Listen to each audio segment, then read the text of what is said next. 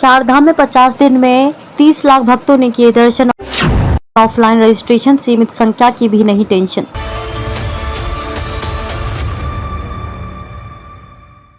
नमस्कार, मैं खुशी और आप देख रहे हैं स्वतंत्र भारत न्यूज। आइए नजर डालते हैं इस वक्त की बड़ी खबर पर। चार धाम यात्रा की शुरुआत में श्रद्धालुओं की भारी भीड़ से उत्पन्न चुनौतियों को देखते हुए मुख्यमंत्री ने ठीक लोकसभा चुनाव के बीच व्यवस्थाओं की कमान अपने हाथ ली। अफसरों को स्पष्ट संदेश दिया गया था।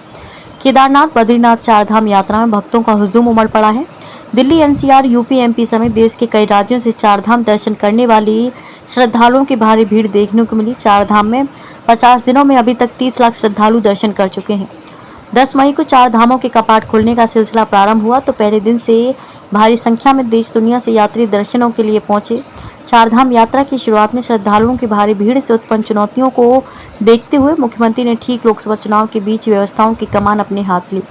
अफसरों को स्पष्ट संदेश दिया गया था कि तीर्थयात्रियों को किसी भी तरह की परेशानी न हो। इसके बाद चारों धामों में यात्रा सुचारू रूप से चलने लगी।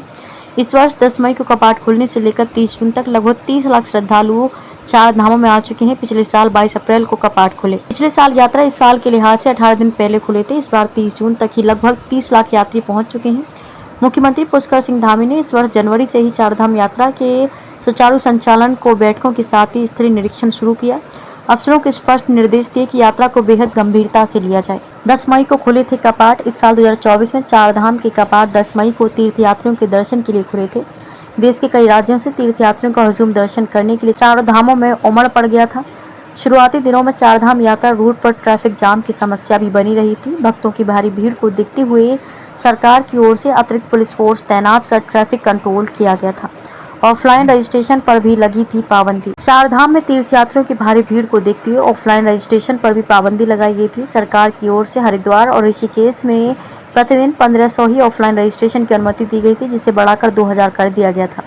बाद में श्रद्धालुओं की मांग पर ऑफलाइन रजिस्ट्रेशन की लिमिट को समाप्त कर दिया गया। केदारनाथ हेली सेवा का संचालन ठप। मानसून में बारिश के अलर्ट के बाद केदारनाथ हेली सेवा संचालन को बंद कर दिया गया है। मौसम विभाग की ओर से बारिश पर कई जिलों में अलर्ट भी जारी किया गया है। आपको बता दें कि रुद्रप्रयाग जिले में स्थित केदारनाथ हेली सेवा फाटा समेत 3 शहरों से संचालित होती है, लेकिन केदारपुरी में पल पल मौसम बदलता रहता है, जिससे पायलटों की भी परीक्षा होती है।